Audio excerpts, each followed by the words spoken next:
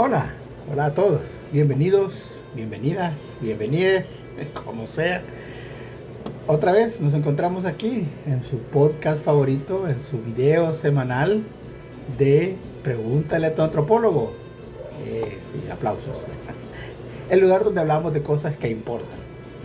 O al menos nos da de qué quejarnos con estilo.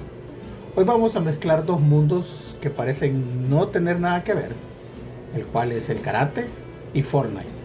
Sí, así es. Uno te enseña a dar putazos con honor y el otro te enseña a construir rampas. Mientras tus papás, o tu esposa, o tú mismo se enojan por la tarjeta de crédito que no debiste haber comprado esas skins ni esos pavos. Vamos a dedicar la mayor parte del episodio a hablar de cómo el karate se ha adaptado al mundo moderno, su filosofía y cómo esa mentalidad te puede salvar la vida, al menos el día, en pleno 2026. Y al final nos vamos a desahogar un poco con la polémica de los V-Bucks, de los pavos que subieron de precio. Todos aquellos que juegan Fortnite sabrán esta polémica que ha pasado en las últimas semanas. Y vamos a hablar también de los despidos en Epic Games y qué diablos le espera a Fortnite de aquí en adelante. Así que prepárense un café, un té, una coquita con hielo o agua, si son pues super fit y aburridos. Pueden también un vaso con hielo y vamos a empezar. En la primera parte pues quisiera hablar del origen del karate y cómo llegó al mundo moderno. Yo personalmente practico karate desde hace 20 años. Muchos de mis conocidos también practican karate, pero hay otra gente que tal vez no esté muy enterada de cómo es este mundo del karate. Ya empecemos por lo básico. El karate nace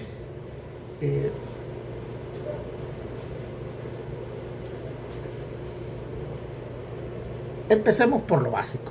El karate no nace en un dojo bonito con tatami limpio, sino que nace en Okinawa, que al menos históricamente había una diferencia entre Okinawa y Japón. Japón era como lo más metropolitan, lo cosmopolitan, y Okinawa era como el allá refundido de Japón. Entonces, de afuera solemos creer que Okinawa y Japón son lo mismo, pero no. Okinawa era un mundo aparte. Entonces, cuando el gobierno central, el emperador, prohibieron las armas, la gente tuvo que aprender a defenderse como sea. Pero sistemas de defensa personal han existido desde siempre. Se cree que muchas de esas armas se supone que eran implementos de campesinos y todo eso, pero no es cierto. La práctica de las artes marciales, el entrenamiento marcial existió antes de esas prohibiciones y existe después de estas prohibiciones.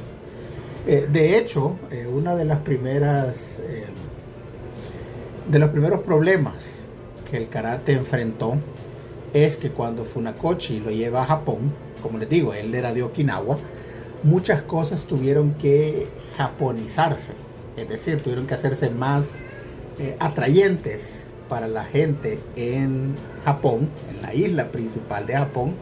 Entonces eso se llevó que, por ejemplo, se empezó a negar el origen chino que tiene el karate. Entonces se le dio un significado más japonés de karate como mano vacía. Pero la verdad es que karate viene de mano china. Pero recuerden, estamos hablando de el periodo en el cual Funakoshi llega a Japón, a la isla de Japón, que era uno de los periodos más imperialistas de Japón, nacionalistas hasta el tuétano. Entonces no iban a aceptar que un arte marcial pues proviniera de China. Entonces se le da el nombre de mano vacía, que queda bien, queda bien. Igual, Funakoshi es como el papá del karate moderno. Obviamente no es el único, pero digamos que es el que llevó ese arte marcial en particular a poderlo expandir en las islas de Japón, que pueda ser integrado a las escuelas en Japón. Y eso fue, como les decía, a principios del siglo XX. Eso permitió que el arte marcial pudiera sobrevivir, pudiera salir de Okinawa, que como les digo, en ese momento era una región bastante alejada, digamos, del centro de Japón, y logró echar raíces ahí. Y aquí viene lo interesante. El karate se adaptó a lo loco. Después de la Segunda Guerra Mundial, muchos soldados que estuvieron estacionados, que estaban en las bases de Okinawa, lo llevaron a Occidente. Obviamente también tuvieron que adaptarlo. Por ejemplo, todo el sistema de cintas que se tiene, que cinta blanca, amarilla, naranja y todos los demás colores, fue una manera también de profesionalizar la enseñanza del karate, es decir, de que no sea solamente una enseñanza de familia, de padres a hijos, de vecinos, sino que ya poder tener clases grandes en las cuales tenías que dividirlos entre diferentes niveles, entre el principiante, el intermedio y el avanzado. Entonces esa manera también se adapta al occidental, que necesita una manera de rastrear o traquear su progreso. Antes era simplemente empezabas a entrenar y después de muchos años, mucho entrenamiento, llegabas a un nivel aceptable de avanzado o a un nivel de maestro. Pero los occidentales, aún ahora, requerimos que se nos vaya gradualmente enseñando y sentir que gradualmente vamos avanzando. Así que de repente en los 60 y en los 70 pues tenías a tipos como Chuck Norris, que ya estaban en ese momento kicking ass en las películas. Luego de eso pues llega la Federación Mundial de Karate, la WKF, que fue una manera de estandarizar reglas, de adaptar no todos los estilos, pero al menos los más tal vez no importantes, pero digamos los más fundacionales del karate. Y es por eso que esa estandarización permitió que brevemente en los Juegos Olímpicos de Tokio 2020, que realmente fueron 2021 porque pues COVID, todos tenemos ese sueño febril de esos años del COVID, que esos juegos se realizaron en el 2021. Se volvió deporte olímpico. Como resultado, actualmente se estima, según lo que pude ver en Wikipedia y le pregunté a ChatGPT, más o menos unos 50 millones de practicantes en el mundo. Pero, obviamente con la modernidad llegan los cambios. Algunos estilos se vuelven más deportivos, con puntos, protecciones, guantes, todo eso. Otros se mantienen más full contact, como es el caso del Kyokushin, que tiene esa fama de ser duro, de ser todavía de contacto total. Y también hay quienes lo mezclan con la MMA. Si no, recordemos, hay peleadores de la MMA, de la UFC, que se hicieron famosos. Hay uno que, no recuerdo ahorita el nombre, pero lo voy a poner por aquí va a salir, porque ahorita no me acuerdo del nombre de él. Machida, creo que era ese. Bueno, ahí van a ver el nombre ahí puesto. Pero como dato curioso del día, ¿sabías que el karate olímpico es tan técnico y controlado que a veces parece como un baile? Ahora, eso no quiere decir que sea malo, pero algunos puristas dicen que ese no es el karate de verdad. Yo digo, mientras... O sea, el objetivo del karate deportivo, el karate marcial, pueden ser caminos paralelos, pero lo paralelo quiere decir que lleva el mismo sentido. Que son diferentes, pero no tienen por qué estar peleados. Pero, bueno, uno igual sigue sudando sangre, músculos, siguen habiendo golpes, lesiones, así que eso al final no importa. Ahora, ya hablando, por ejemplo, de la filosofía del karate, lo que más me gusta del karate no son las patadas altas, que duele un montón, sino que es la manera de formar también tu espíritu, para sonar más filosófico.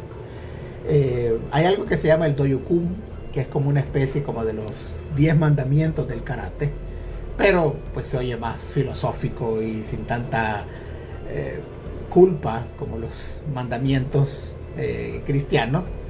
Pero más o menos así como las versiones más comunes de este Doyokun son buscar la perfección del carácter o buscar el carácter perfecto, ser leal, ser fiel, esfuerzo constante, respeto a los demás, control de la ira. Esta última es Tal vez de las más complicadas, porque si no, vean las redes sociales, vean Facebook, TikTok. Toda la gente se está peleando con todo el mundo. En Instagram, extrañamente no. La gente no se pelea mucho en Instagram, pero en Instagram es más bikinis, carros, viajes. Tal vez la gente sea más feliz en Instagram. Funakoshi decía que el karate no era para pelear en la calle, era para no tener que pelear. Un autocontrol, una humildad, una mejora constante. En el mundo actual, donde todo es dopamina instantánea, tipo a lo TikTok, videos de 10 segundos, la inmediatez del estímulo, el karate te obliga a hacer algo que nadie quiere, que es repetir algo 1000 veces hasta que te salga aceptable. Perfecto, tal vez nunca, pero al menos bueno.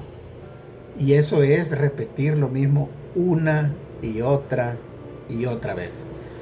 Cualquiera que ha hecho karate, bueno, cualquiera que ha hecho cualquier arte marcial que tenga algún origen tradicional, como el taekwondo o el kung fu, saben lo que es repetir un movimiento 1000 veces, repetir una kata, que son estos diferentes formas, diferentes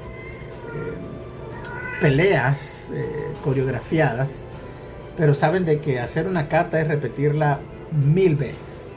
1000 veces. Eso construye disciplina, paciencia, resiliencia, cosas que en el 2026, la verdad, desde todo el mundo moderno, al menos de los últimos 80 años tal vez, son artículos de lujo. Tener el privilegio de poder dedicarle un tiempo a entrenar es un privilegio. Pero algo que uno se puede preguntar es, ¿valdrá la pena todavía tener una filosofía, o se puede aplicar la filosofía del karate a una vida moderna? Aquí viene lo jugoso, lo juicy. ¿Cómo aplicas el karate a tu vida diaria sin tener que darle la madre a alguien? Y todo se resume a disciplina y constancia. En el dojo el dojo es el lugar donde uno entrena. Uno falla 1000 veces el mismo movimiento. Incluso aunque ya lo sepas hacer, siempre hay una manera de corregirlo. Siempre hay detalles que mejorar. Y en la vida real, eso se traduce, por ejemplo, tengo que ir al gimnasio, pero no tengo ganas, pero voy a ir, que no sé qué. Sé que debería tomar menos coca, me hace daño, voy a tomar más agua. No quiero terminar esta tarea, o tengo que avanzar en mi trabajo, aunque Netflix tiene buenas temporadas, buenas series, o Amazon, o HBO. Personalmente tengo rato de no ver Netflix como de cosas nuevas, pero en HBO, por ejemplo, han habido muy buenas series últimamente. La de Welcome to Derry estuvo buena. Hace poco salió una que es como spin-off de Game of Thrones, que esa no la he visto todavía. Y creo que en Netflix lo último que vi fue la última temporada de Stranger Things, que no fue mala, pero pensé que iba a estar mejor. Pero eso lo podemos hablar en otro momento. Eso es para otro momento. El punto es de que a veces uno tiene que decir, no, vamos a poner a trabajar, ya no voy a procrastinar, como sea que se diga. Ya no voy a dejar para después mis asuntos. También el karate pues requiere un control emocional. Ese kime, el kime es como la fuerza a la hora de hacer las técnicas, un enfoque explosivo.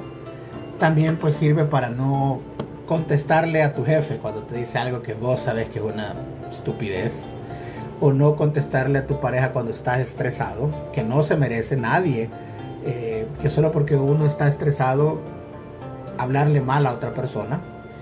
Uno tiene que a veces aprender a respirar, concentrarse, calmar la mente y responder con calma. No se puede ser impulsivo, o al menos no debería. Un karateca no debería ser impulsivo. Debería al menos intentar calmar la mente, controlar la mente. También hay elementos de respeto y humildad. En el dojo pues te inclinas ante tu sensei, ante tus compañeros. Y es una muestra de respeto, porque no es solamente con el sensei, con el maestro, también con tus compañeros, ya sea compañeros de cinta superior a la tuya o de cinta inferior a la tuya, porque uno tiene que tener respeto en el dojo porque todos somos compañeros. Entonces también la humildad es... Hay una cuestión, por ejemplo, que creo que los que han visto películas de artes marciales se recuerdan. Hay una película de Bruce Lee que se llama Operación Dragón, en la cual Bruce Lee está, creo que enseñándole a un niño o a un amigo, no sé si es familiar, lo que sea, y que le enseña a inclinarse. Y que Bruce Lee le pega y le dice, hey, no, siempre tienes que tener los ojos en tu oponente, que no sé qué. A mí mi maestro, mi sensei, me enseñó que o sea, mantener la mirada cuando uno se inclina es señal de desafiar, de irrespeto. Uno no puede hacer eso con su maestro, por ejemplo, con sus compañeros, incluso en una competencia. Porque recordemos que en una competencia estamos ante un contrincante, no ante un enemigo. Mostrarle respeto a un contrincante es parte de ser un artista marcial. Porque igual ante un enemigo no te vas a estar haciendo reverencia antes de atacar. Entonces en karate uno tiene contrincantes. Así que creo que sí, inclinarse es una manera de mostrar respeto, pero inclinarse de verdad, no manteniendo la mirada desafiante. Pero imagínense que nosotros logramos aprender esa humildad andando en la calle, por ejemplo. Tanta gente que se pelea, por ejemplo, por incidentes de tráfico. O si pudiéramos controlar eso cuando estamos en Facebook, en TikTok, lo que sea. Creo que el mundo del internet sería otro. Y finalmente una de las cuestiones del karate que es también importante es la autodefensa, la defensa personal, que no solamente tiene que ser física, que es importante. O sea, el pilar de un arte marcial es saber defenderse, o al menos entender lo básico para poder defenderse, pero también es defenderse contra el mundo, y no solamente contra el mundo, sino contra uno mismo. Para que vean que sí le sé, en el Islam hay algo que se llama yihad, que todos lo hemos oído en películas y siempre lo asociamos con actos malos de cierta gente, pero en el Corán se habla de dos yihad. Está la yihad superior y la yihad inferior. La yihad inferior es la que se hace contra los infieles, contra todos aquellos que no creen en Alá, contra todos aquellos que son enemigos del Islam. Esa es la yihad inferior. La yihad superior, es decir, la más importante, la más difícil, la más grande, es luchar contra uno mismo, contra nuestros pecados, contra nuestros defectos, contra todo lo que somos, la parte mala que somos. Esa es la yihad importante. Entonces, la defensa personal, que sí también se tiene que aplicar contra cualquier persona que nos quiera dañar, pero también es importante que el karate nos ayude a reflexionar sobre nosotros mismos. Los psicólogos dicen, por ejemplo, que una de las maneras de reaccionar ante el miedo es la violencia. La violencia se expresa basado en el miedo muchas veces. Cuando una persona entrena artes marciales, en mi caso karate, porque es lo que yo conozco, uno no tiene la necesidad de probarle a todo el mundo que uno sabe. Uno sabe lo que sabe. Y también entiende que golpearse y golpear duele. Entonces, la necesidad de mostrarle a medio mundo que uno sabe pelear ya no es tan importante. Y creo que eso es una buena parte del karate. Y yo sé que, por ejemplo, muchos padres, muchas madres, muchos abuelos, a veces son renuentes a que sus hijos aprendan karate por eso, por el hecho de que es que lo va a ser violento, es que va a andar tirando patadas. Y miren, la parte de las patadas, sí, tal vez es cierto. Creo que todos los que hemos practicado artes marciales de repente nos encontramos haciendo mates, o tirando puñetazos, y de la nada, sí. Pero no vamos a andarnos peleando, al menos no cuando lleva cierto tiempo. Tal vez al principio sí, porque uno quiere demostrar que realmente sabe, pero después ya no es necesario. Y lo que hace el karate para los niños, para las niñas, es darles una estructura también, una disciplina que muchas veces es necesaria. Y en esos tiempos modernos, que a veces la escuela tiende a ser un poco permisiva, que los padres modernos tienden a ser un poco permisivos, el karate podría darles una alternativa de estructura. Uno de los errores que cometemos todos, que a todos nos ha pasado, es creer que ya sé karate, ya llevo tanto tiempo a hacer karate, ya. Pero creo que es más evidente cuando uno lleva poco tiempo haciendo karate, cuando uno lleva un par de meses. Incluso, por ejemplo, hay gente que cuando llega a cinta negra dice, ya llegué a cinta negra, ya terminé, ya me gradué. Y dejan de entrenar. O, digamos que es en el mejor de los casos. En el peor de los casos, hay gente que solo llega a sacarse fotos, a decir, no, yo aquí entreno karate, que no sé qué. No he visto tanta gente que haga eso, para serles honesto, al menos en los dojos que yo he estado, que han sido 2. No he visto mucha gente, pero les voy a contar una pasada. Que por ejemplo la gente de mi dojo, de mi lugar de entreno en la Universidad de El Salvador, en la UES, saben. Nosotros teníamos una compañera de dojo que tenía como un par de meses de haber llegado a entrenar.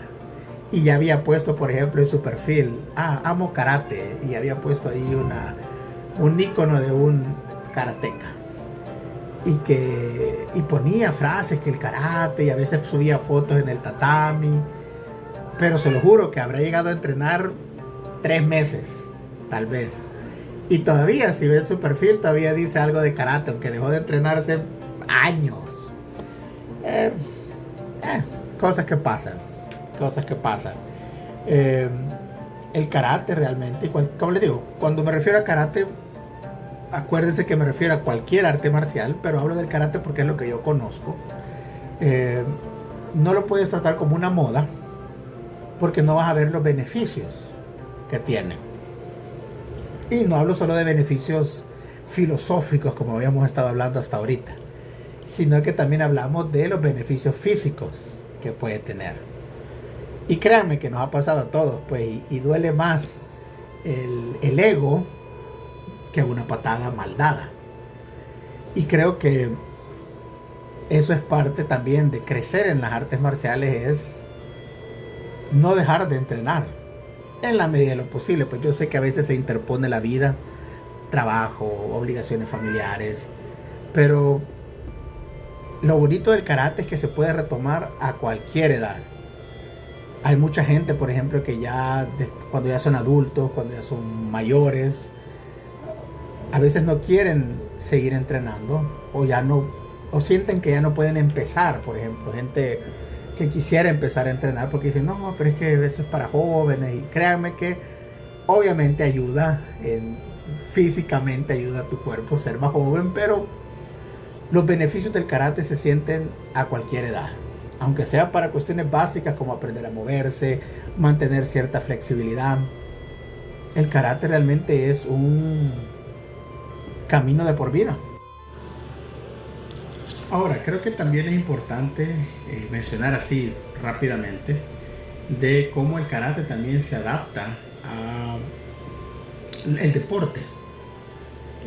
Como ustedes saben, como lo hablamos un poquito, el karate se vuelve olímpico por un tiempo, deja de serlo. Para que pueda ser olímpico tiene que estandarizar sus reglas, tiene que proteger a sus atletas, y claro, eso hará que el deporte y que el arte marcial se pueda expandir más al estandarizar reglas, al hacerlo más comercial hasta cierto punto.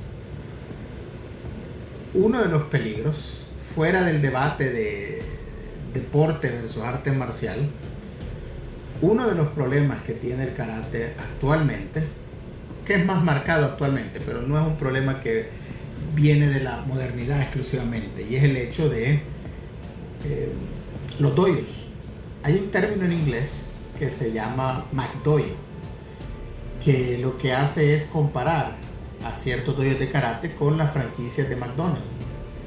Y dice de que en McDonald's, por ejemplo, uno lo que va es a comprar un producto masificado, creado en serie, industrializado, pero que es eso, un producto.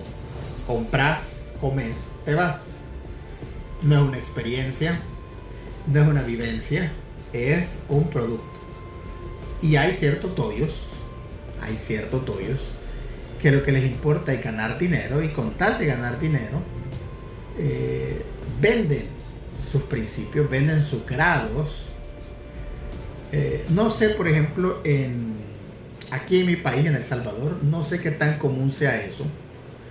Quiero pensar que no, pero no sé. Pero hablemos de Estados Unidos, porque es el país capitalista más cercano que tenemos en cuanto a ese capitalismo voraz. Y por ejemplo, en Estados Unidos, si ustedes se meten a internet, por ejemplo, a buscar doyos pequeños, doyos grandes, como sea doyos, hay unos que, por ejemplo, te dicen, no, vete conmigo, ven aquí a entrenar, te cuesta tanto y en tanto tiempo sales cinta negra. O por ejemplo, hacer un contrato de 1 año por tanto y puedes llegar a ser cinta negra en 1 año o 2 años. Todos los que hemos entrenado artes marciales, los que hemos entrenado karate, sabemos que por muy bueno que se sea, por muy súper buenísimo que seas en karate, pensar que puedes llegar a ser cinta negra en 1 año o 2 años, cuando es tu primer arte marcial, es casi que imposible. Que habrá también alguien que es súper talentoso y que puede llegar en 1 año, tal vez, pero lo común es que se tarde unos 4, 5, 6 años incluso, porque el karate es como la universidad.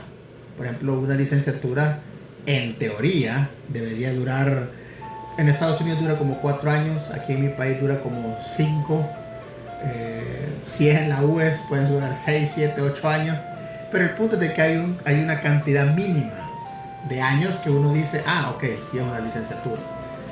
Pero imagínense una universidad que te dijera, no, en 2 años ya sos licenciado en algo.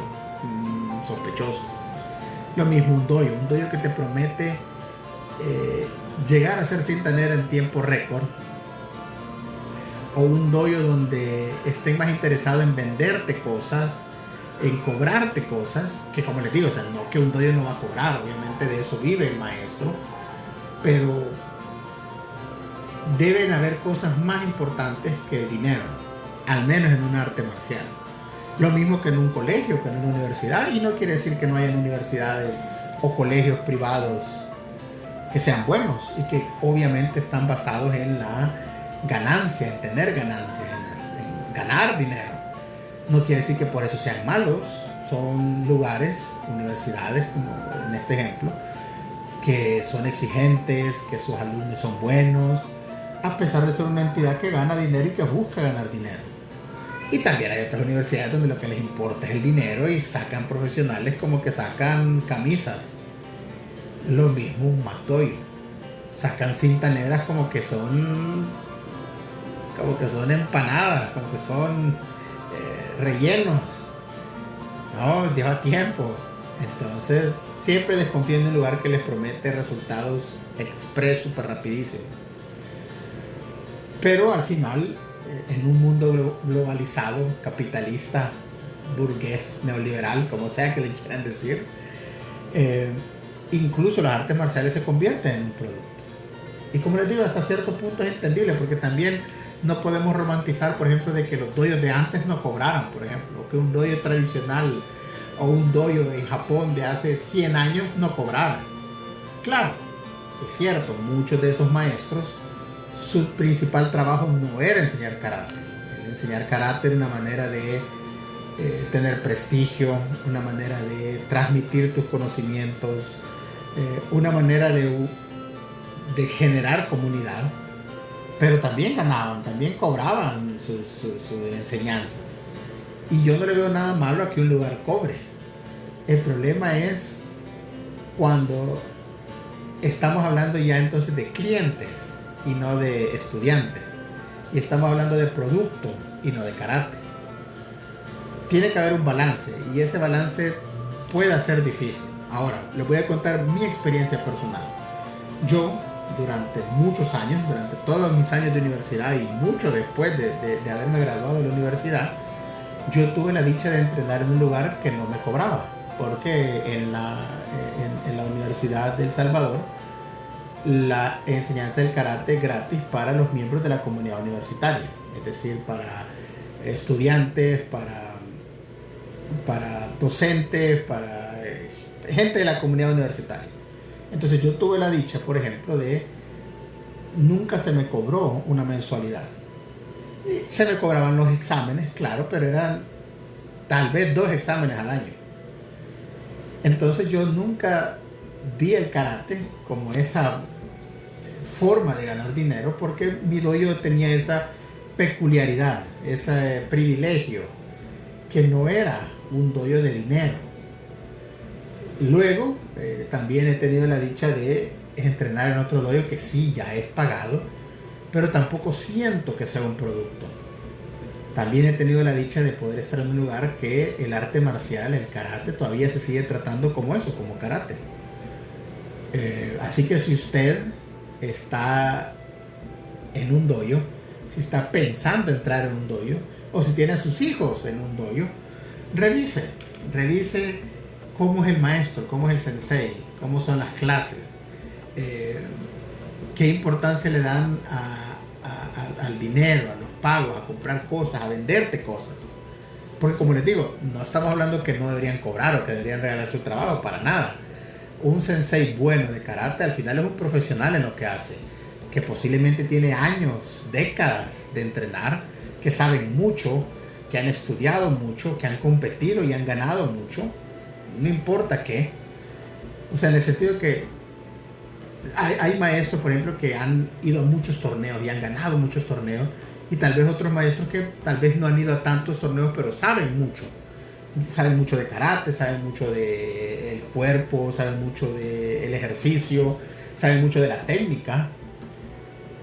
Con el tiempo uno aprende a tener criterio en cuanto a qué lugares son buenos, entre comillas, o a qué lugar debería entrenar, o qué lugar es un buen dojo, quién es un buen maestro. Con el tiempo uno aprende a tener criterio, pero al principio es donde uno puede caer en un mal lugar. Cuando uno ya tiene cierto tiempo de entrenar, por ejemplo, yo tengo creo que tengo casi 22 años de entrenar karate, más o menos. Yo sí puedo diferenciar, por ejemplo, este dojo es bueno, no, ese dojo es malo, no, ese sensei es muy bueno, no, ese sensei está de la patada. Uno ya tiene criterio, pues yo ya soy cinturón negro, segundo dan, para que vean. Pero es difícil, por ejemplo, cuando uno va empezando, o cuando uno es papá y a quien va a llevar es a los hijos a entrenar.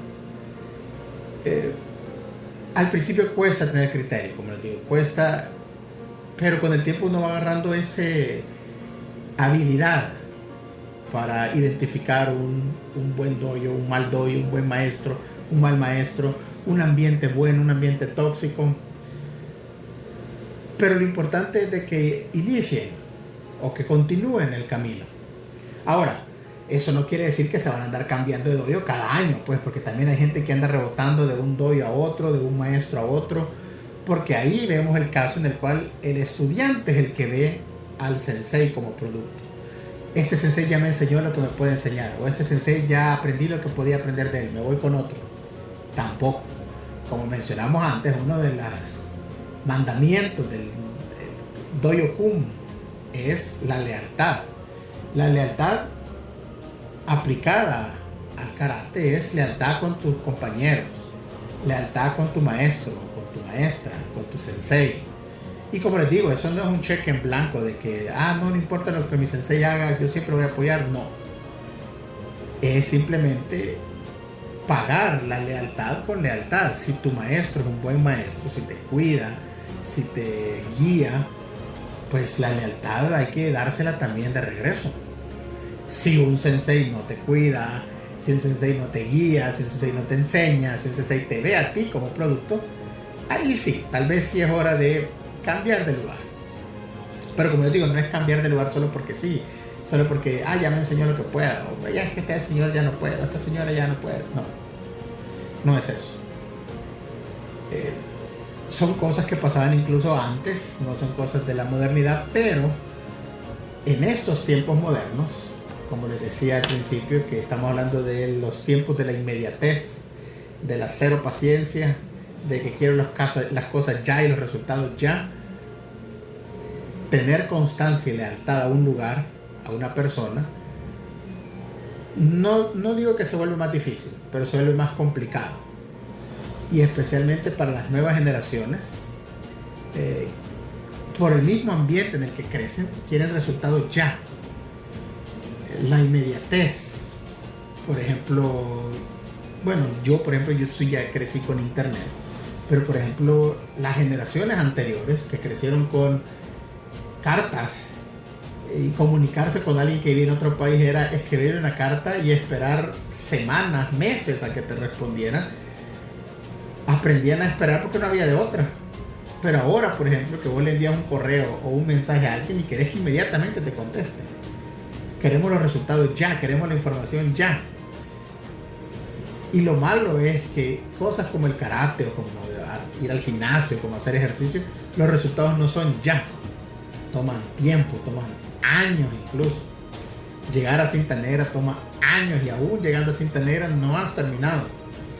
Entonces también quitarnos esa inmediatez de la mente también cuesta. Pero es parte de lo que se aprende con las artes marciales. Otra de las cosas que tiene que ver también con esto de la modernidad y del deporte es el hecho de que hay muchos lugares que le dan demasiada importancia a los torneos y a las medallas. Que no es que no sean importantes, claro que sí. Yo antes no creía en la importancia de los torneos y las medallas, pero he visto que tienen una importancia y la importancia es que hay un objetivo a cumplir.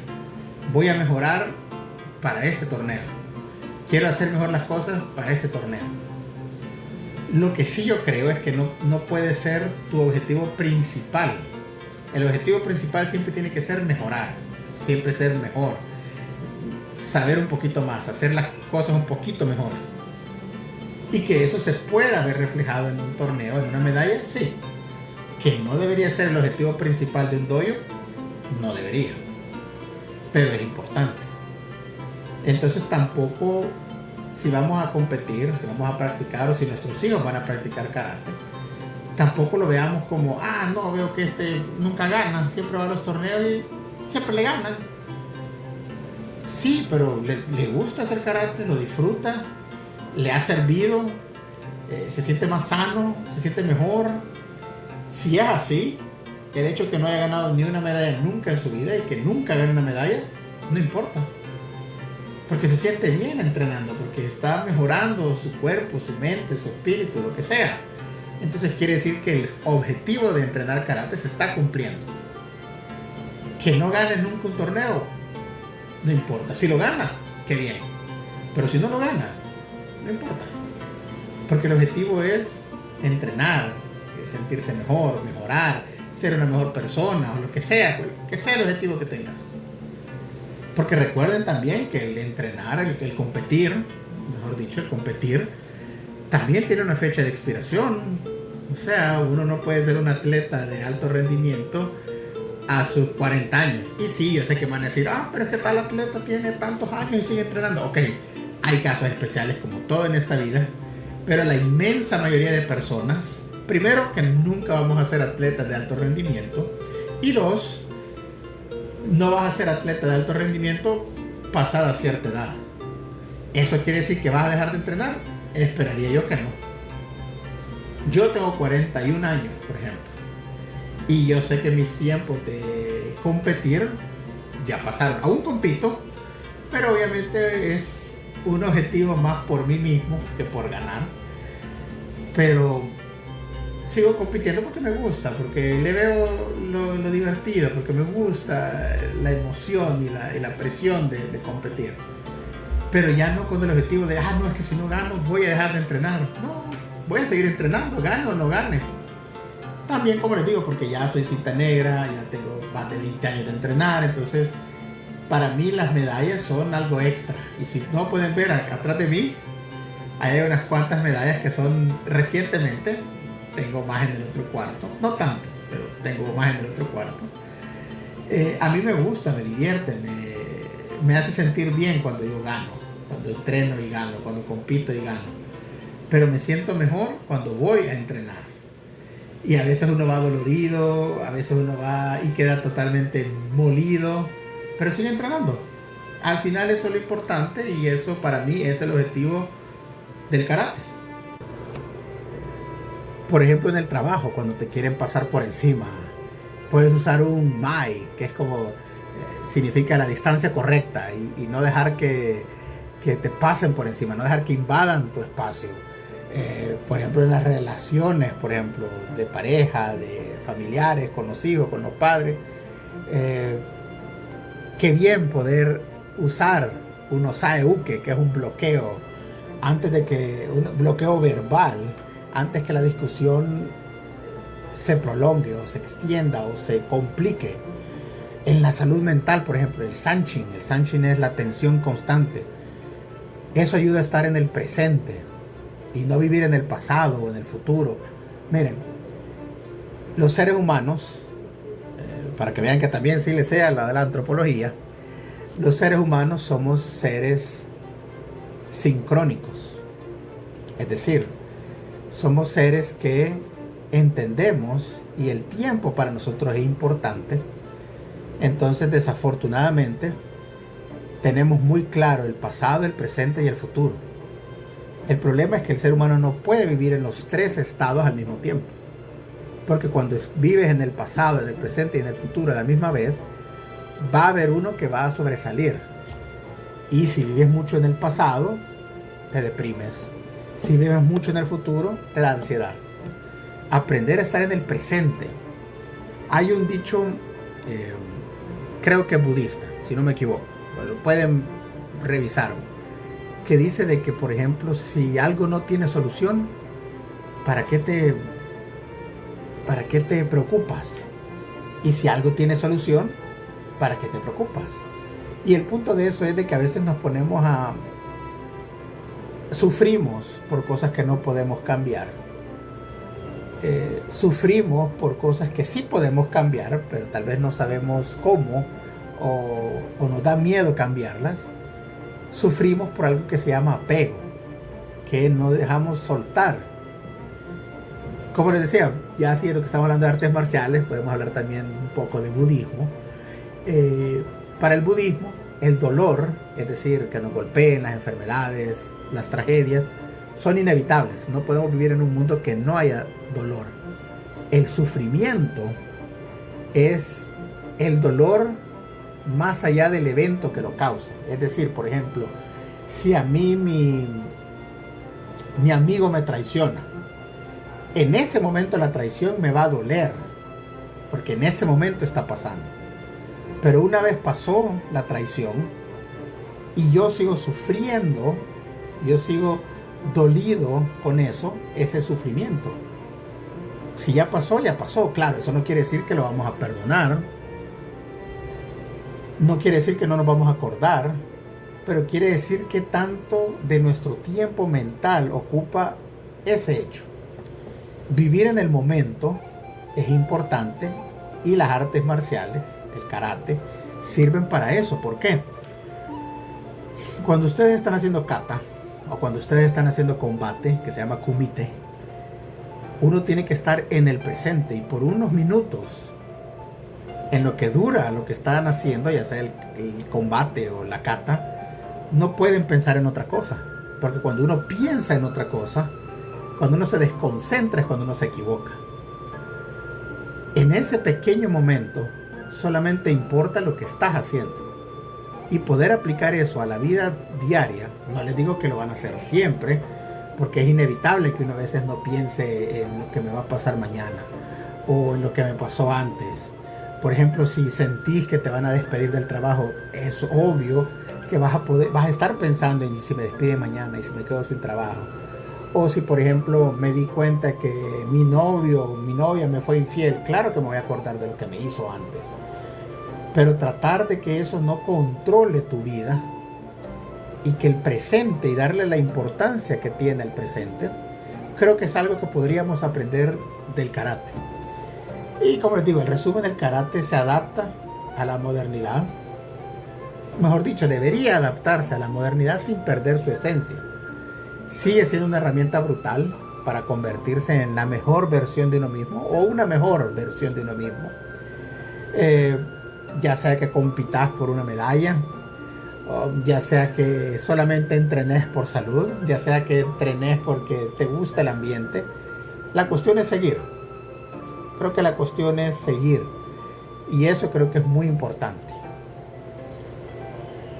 Bueno, podemos dejar este tema un poco de lado para continuar con el otro tema que tenía. Y es, ¿qué está pasando con Fortnite? ¿Cuál es la polémica del Fornite? Vamos a cambiar el tatami al Battle Royale. Como ustedes saben, bueno, al menos los que juegan Fortnite saben, hace poco Epic Games subió el precio de los V-Bucks, de los pavos. Básicamente ahora se paga más y se recibe la misma cantidad. Es decir, antes creo que valía $8 los 1000 pavos y ahora creo que igual son $8, pero solo te dan 800. Algo así creo que es. Y la excusa oficial, digamos, la razón que Epic Games ha dado es de que, que está caro mantener a Fortnite, ha subido mucho y la guerra en Irán y que no sé qué. Hay que pagar las cuentas, nos van a quitar la luz. Y como si no fuera suficiente, hace unos días, al menos hace unos días al momento de grabar este video, de grabar este podcast, si lo están oyendo en Spotify y cualquier otra de las redes donde el podcast se sube, hace poco anunciaron que van a despedir como a 1000 personas. El jefe, el CEO, el CEO de Epic Games, que se llama Tim Sweeney, ese sí lo tuve que buscar porque no tenía ni idea quién era, dijo algo así como que, es que sí, nos estamos gastando más de lo que ganamos porque ya la gente no se queda en Fortnite y se está yendo el juego desde 2025. Incluso han anunciado que van a quitar ciertos modos, incluyendo el Rocket Racing, que era como una especie de fútbol pero con carros. Lo jugué como una vez y no me gustó. Primero porque no soy tan fan del fútbol y segundo porque no soy tan fan de conducir, pero al parecer era como un poco popular, según he oído. Yo la verdad es que no sé, pero van a quitar esa modo. Y la gente pues obviamente está enojada, está furiosa. Y a muchos han hablado, y lo pueden ver por ejemplo en Twitter, que yo sé que se llama X, pero me niego a llamarle X a Twitter. Pero por ejemplo ahí se ve de que ya no vamos a meternos a Fortnite, ya no hay que comprar Fortnite, que no sé qué. Todo está más caro, que no sé qué. Y aparte de eso, imagínense, despiden gente. Y miren, creo que Fortnite se volvió algo tan grande que tiene los mismos problemas que un país. Tu moneda está devaluada, hay inflación de tu moneda, recortes y despidos de personal y gente quejándose en redes, porque a la gente nos encanta quejarnos en redes. Y como en un país, igual en Fortnite es lo mismo. Ahora, ¿cuál es el futuro del juego? Miren, obviamente va a sobrevivir porque Fortnite es todavía enorme, es una bestia, pero esa vibra, esa magia que tenía o que tuvo en su momento, pues se está desgastando. Epic va a tener que innovar de verdad o seguir subiendo los precios para querer ganar o para poder pagar sus cuentas hasta que la gente diga, no, ya está, vale, chonga, ya me voy de aquí. O sea, recordemos que Fortnite tiene que 10 años de existir. O sea, tiene un montón de tiempo y en su momento fue súper popular. Si no recuerden, por ejemplo, para aquí los que vean esto, los que oigan esto, que son ya, que sean gente un poquito mayor, en los tiempos de oro que le dicen de YouTube y de Twitch, YouTube y Twitch estaban plagados de gente jugando Fortnite. Bueno, youtubers que nosotros tenemos como clásicos, como Auronplay, se hicieron famosos no solo jugando Minecraft, que sí fue, Minecraft sigue siendo todavía un monstruo, pero también se hicieron famosos jugando Fortnite. Fortnite era el super juego y todavía tiene teniendo miles de personas jugando a diario, pero también se desgasta. O sea, ¿qué tanto puede estar un juego siempre en los primeros lugares? Tiene que cambiar. Y vaya, por ejemplo, o personalmente, yo creo que uno de los cambios positivos que hubo fue el hecho de que agregaran el modo sin construcción a Fortnite. Cuando yo empecé jugando, allá en los tiempos de 2020, así de, cuando todo esto era terreno, ¿cómo es? Todo esto era monte. En ese tiempo, por ejemplo, solo estaba el modo construcción. A mí personalmente no me gusta construcción porque, pues, Fortnite era el Minecraft con pistolas. A mí no me gustó, yo nunca pude construir. Creo que lo más que logré construir fue una pared. Pero por ejemplo era cómico ver de que vos le disparabas a alguien y de repente empezaba a construir una casa, construir un penthouse. Y era como, ay, chica madre. Bueno, entonces, aún así se disfrutaba, yo lo disfrutaba, y eso que yo no hacía modo construcción. Entonces cuando ponen el modo sin construcción, los puristas del Fortnite decían, no, pero es que si no te gusta la mecánica principal del juego, entonces no te gusta el juego. Y sí, miren, al suave, la mecánica principal del juego no es construir el penthouse, no es construir un edificio de apartamentos, es agarrarse a balazos. Entonces, no es la mecánica más importante, es una mecánica importante, pero la mecánica importante es dispararse. Entonces, el modo sin construcción hace que sea realmente de eso. A mí personalmente es el modo que más me gusta, es casi que el único modo que juego, es sin construcción. Entonces, aquí incluso podríamos aplicar un poco lo que estuvimos hablando hace unos minutos acerca del karate, y es de que tal vez Fortnite debería aplicar un poco más de humildad y esfuerzo constante, y no solo pensar en el dinero. Yo sé, obviamente es una empresa, las ganancias son importantes, pero para que una empresa pueda seguir teniendo ganancias, tiene que seguir teniendo clientes. Y no puedes tomar medidas o crear políticas en tu juego o en tu producto que lo que va a hacer es que la gente se aleje o deje de adquirir o de comprar tu producto. Porque entonces va a hacer que la gente deje de comprar, deje de usarlo, y va a pasar lo que menos querés que pase, que es perder dinero. Así que a lo mejor sí deberían aprender eso del karate y aprender a ser más humildes. O tal vez deberíamos todos desinstalar Fortnite, dejar de jugar Fortnite, y nos vamos mejor a entrenar karate todos. Y ahí sí nos agarramos a golpe limpio. Pero bueno, en resumen, para ir terminando todo, el karate ha sobrevivido porque sigue adaptándose. Si no, vean, por ejemplo, hay videos, por ejemplo, de Funakoshi haciendo katas que nosotros todavía hacemos actualmente, y vean la diferencia. Obviamente era un señor como de 70 años en ese momento, o no sé cuántos años tenía cuando le tomaron esos videos, pero el hecho es de que el karate también ha cambiado, también se adapta. O por ejemplo, vean un combate de hace 50 años, cuando no había mayor protección que nada. Después empezaron a usar unos guantecitos ahí, y ahora ya se ponen peto, casco y todo. Pero se ha ido adaptando, como les digo, tanto para unificar criterios como para hacerse más accesible, a masificarse. Porque si el karate mantuviera todavía esa dureza que tenía cuando nació, no sería tan accesible para todo el mundo. Y creo que el karate, aunque la fuerza es importante, cualquiera que me conoce sabe que yo sí considero que un karate tiene que ser fuerte, pero tiene que ser fuerte para mí, porque para mí la fuerza es importante. Pero creo que el karate debe adaptarse a las personas. Y yo sé que a los tradicionalistas y a los puristas tal vez esta idea no les guste mucho, porque hablan de que se diluye el karate. Pero el karate es como una religión, en el sentido que tiene reglas. Hay gente que es muy estricta con las reglas.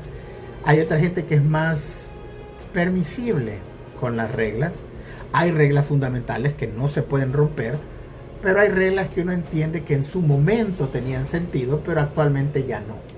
El karate es lo mismo. Para que un arte marcial, para que una religión continúe, se tiene que adaptar, como los seres humanos.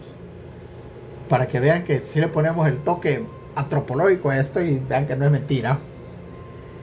La mayor habilidad que tiene el ser humano no es su fuerza, no es su rapidez, es su habilidad de adaptarse a todos los entornos. Hay una razón por la cual la mayoría de animales se adaptan a un entorno específico y si lo sacas de ahí, se mueren.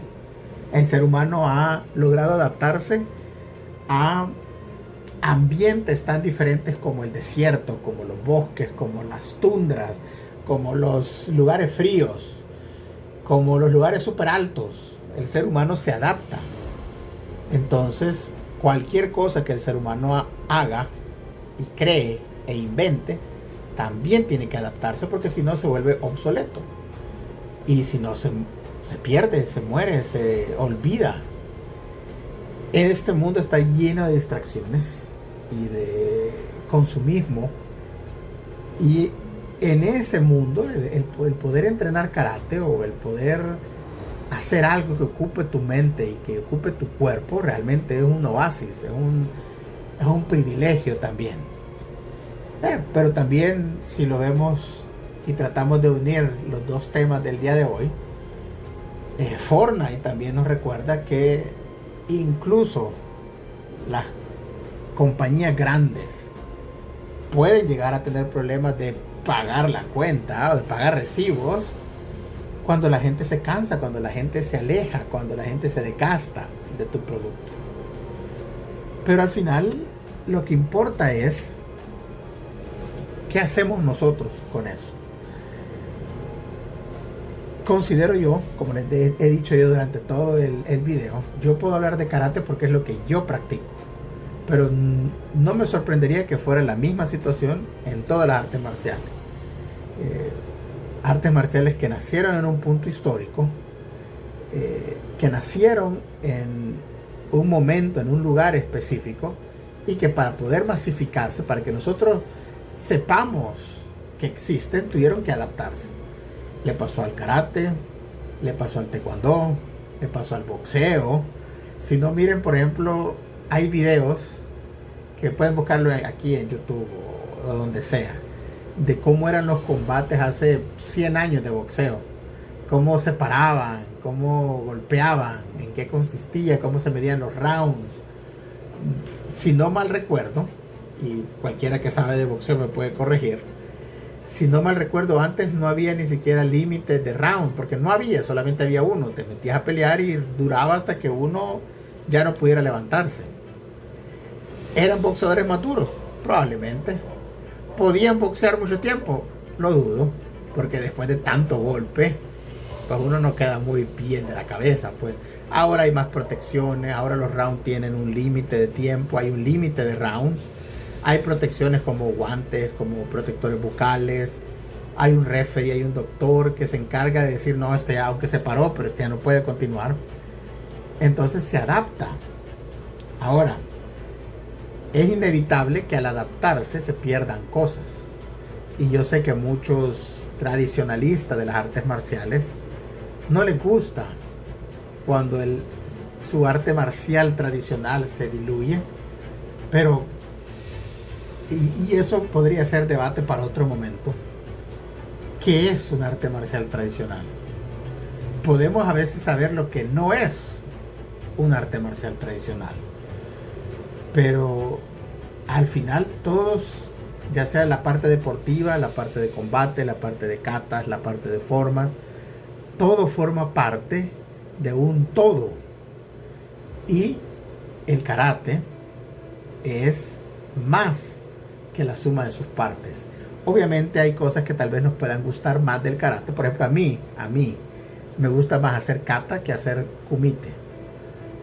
Porque En kumite yo pues no he hecho mucho, no me han enseñado tanto y tampoco le sé mucho al kumite deportivo, pero me gusta de vez en cuando practicarlo, es emocionante, así que yo hago más kata, pero entiendo que ambas son importantes. Claro, entiendo también de que uno a veces puede ser mejor en una que en otra, pero es necesario aprender todo, como en la universidad o en la escuela, que uno recibe 5.000 materias y de esas te pueden gustar unas cuantas, hay otras que no te gustan, pero las tenés que pasar. Entonces, como le digo, creo que aunque el karate haya cambiado y se haya adaptado a la modernidad, creo que hay cosas que todavía pueden seguir siendo válidas porque son parte del espíritu, de lo interno, del centro del karate, que son estas filosofías o estos preceptos filosóficos que hablamos al principio del video. Y creo que eso sí, sigue siendo válido. La modernidad no debería quitarnos eso, pero se adapta, se cambia. Así que, ¿pero qué opinan ustedes? ¿Practican karate, algún arte marcial? ¿Qué piensan del aumento de los V-Bucks, de los pavos para los que juegan Fortnite? ¿Alguien? Y agréguenme, yo también quiero jugar con ustedes. Pero pueden contármelo en los comentarios o donde sea que me sigan, ya sea en TikTok o en Facebook o en... No, creo que solo esas redes tengo. Instagram, pero la verdad es que no me voy a estar tomando fotos, así que no. Pero a veces en Instagram sí subo cuando hay video nuevo, pero YouTube principal. Y TikTok, un poco. Algún día haremos live en TikTok para ver qué tal. Yo solía hice un par de lives antes y tal vez vuelva. ¿Quién quita? A lo mejor sí. Pero si les gustó este episodio, denle like, compártalo con ese amigo que necesita disciplina, necesita ir a entrenar, necesita volver a entrenar, aquel que necesita dejar de jugar Fortnite o mejorar en Fortnite, no ser tan manco. Y ya ven que en este canal pues mezclamos cosas raras como esta. La otra semana vamos a hablar, ya que va a ser Semana Santa, vamos a hablar de la Semana Santa, así que estén pendientes para el próximo episodio que va a ser la otra semana. Así que gracias por escucharme. Ya saben, entrenen fuerte, no se gasten todo en pavos y siempre hay que tener la mano vacía, pero la mente ocupada. Así que nos vemos en el próximo episodio y pasen buenas noches.